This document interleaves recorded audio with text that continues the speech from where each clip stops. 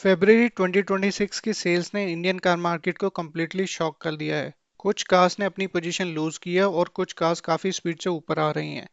नमस्कार दोस्तों, welcome back to the channel. मैं हूं आपका होस्ट और आज हम यहां एनालिसिस करेंगे इंडिया की रियल कार मार्केट ट्रेंड्स की with real data and real reasons.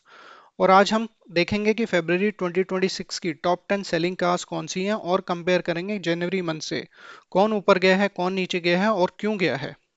सबसे पहले एक इम्पॉर्टेंट बात समझ लेते हैं। फरवरी में ऑलमोस्ट हर कार की सेल्स ड्रॉप हुई है और इसका सिंपल रीजन है, फरवरी छोटा मंथ होता है और कम सेलिंग डेज होते हैं।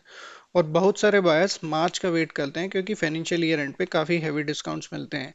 लेकिन इंटरेस्टिंग बात यह है कि कुछ कार्स ने अपनी पोजीशन स्ट्रांग बना रखी है और वही रियल विनर्स हैं। और चलिए अब शुरू करते हैं 10th पोजीशन से। नंबर 10 पे है मारुति की बेलेनो विद 14,632 यूनिट्स। जनवरी में बेलेनो 8 पोजीशन पे थी, मतलब बेलेनो दो पोजीशंस नीचे आ गई है। और इसका रीजन हो सकता है एसयूवी की डिमांड हैचबैक्स को काफी इंपैक्ट कर रही है। नंबर 9 पे है महिंद्रा की स्कॉर्पियो विद 14,665 यूनिट्स। जनवरी में भी स्कॉर्पियो 9th पोजीशन पर ही थी। पोजीशन सेम है लेकिन सेल्स थोड़ी सी डिक्रीज हुई है। फिर भी स्कॉर्पियो का फैन बेस एक्सट्रीमली लॉयल है। नंबर 8 पे है मारुति की शिफ्ट विद 14,833 यूनिट्स। जनवरी में शिफ्ट 6th पोजीशन पे थी, मतलब शिफ्ट दो पोजीशन नीचे गिर गई है। रीजन साफ है, बायर्स हैचबैक से एसयूवी की तरफ शिफ्ट हो रहे हैं। और नंबर 7 पे है मारुति की वैगन आर विद 14,885 यूनिट्स। जनवरी में वैगन आर टॉप 10 की लिस्ट में नहीं थी, मतलब वैगन आर ने एक स्ट्रॉन्ग कमबैक किया है। लो कॉस्ट और माइलेज इसके बिगेस्ट स्ट्रेंथ है। नंबर 6 पोजीशन पे है मारुति की अर्टिका विद 17,807 यूनिट्स। जनवरी में अर्टिका 5th नंबर पर थी, यानी इसको एक पोजीशन का लॉस हुआ है यहाँ पे। इसका रीजन सिंपल है, एसयूवी की डिमांड एमपीवी से फास्ट ग्रो कर रही है। और नंबर 5th पोजीशन पे है मारुति की ब्रेजा विद 17,863 यूनिट्स। और जनवरी में ब्रेजा 7th नंबर पे थी, मतलब ब्रीजा को दो पोजीशन का जंप मिला है।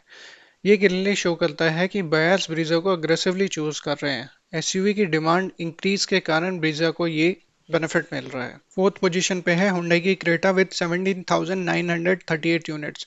जनवरी में भी क्रेटा 4th नंबर पर ही थी, लेकिन डिफरेंस ये है कि जहां दूसरी कार्स की सेल्स गिरी हैं, क्रेटा स्टेबल है। ये सिग्नल है कि क्रेटा फ्यूचर में और ऊपर जा सकती है।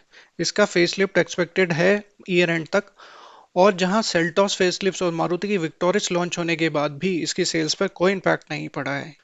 और नंबर 3 पे है टाटा की पंच विद 18,748 यूनिट्स। और जनवरी में भी पंच नंबर 3 पर ही थी। ये प्रूव करता है कि पंच की डिमांड कंसिस्टेंटली स्ट्रांग है। इसका अफोर्डेबल प्राइस और एसयूवी फील इसके बिगेस्ट स्ट्रेंथ है। रिसेंटली पंच ईवी का फेसलिफ्ट भी लॉन्च हुआ है और जिसकी वजह से इसकी सेल्स फर्दर इंप्रूव होंगे। और नंबर 2 पे है मारुति की डिजायर विद 19,326 यूनिट्स। और जनवरी में भी डिजायर नंबर 2 पर ही थी। ये शो करता है कि डिजायर की डिमांड एक्सट्रीमली स्टेबल है। टैक्सी सेगमेंट और माइलेज एडवांटेज डिजायर को कंसिस्टेंटली टॉप पर ही रखता है। और अब बात कर लेते हैं नंबर 1 पोजीशन पे आने वाली टाटा की नेक्सॉन विद 19,430 यूनिट्स के साथ। लेकिन इंटरेस्टिंग बात यह है कि जनवरी में भी नेक्सॉन नंबर 1 पोजीशन पे तो थी, लेकिन तब इसकी सेल्स 23,365 हुई थी। मतलब नेक्सॉन ने अपनी पोजीशन तो होल्ड कर रखी है, लेकिन डिमांड थोड़ी सी कूल डाउन हुई है। और इसके रीजंस हैं, जनवरी में काफ़ी हैवी डिस्काउंट्स मिलते हैं।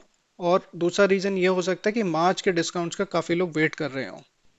और अब बात कर लेते हैं उस कार की जो इस महीने टॉप 10 की लिस्ट से बाहर हो गई है। वो है मारुति की Victoris. Victoris last month top 10 की लिस्ट में शामिल थी, लेकिन इस महीने वो बाहर हो गई है।